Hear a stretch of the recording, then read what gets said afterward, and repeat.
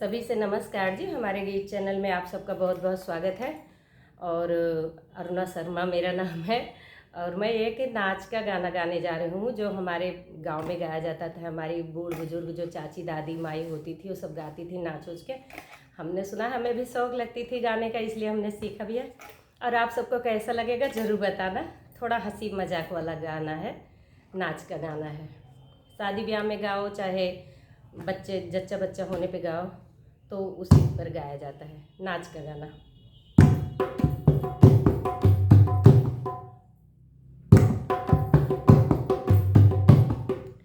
सासू जी दे तू डेलरिया हो, महुआ भी नहीं जाब। सासू जी दे तू डेलरिया हो, महुआ भी नहीं जाब। महुआ मदन रसी टपके हो, चुनरी भीगी जाए।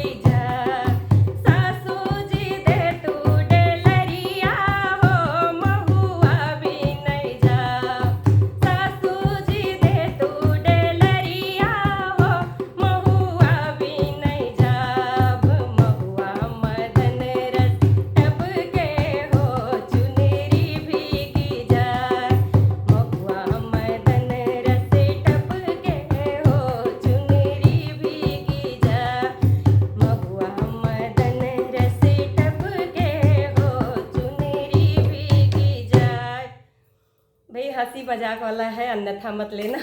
आप सबको कैसा लगा ज़रूर बताना। नमस्कार।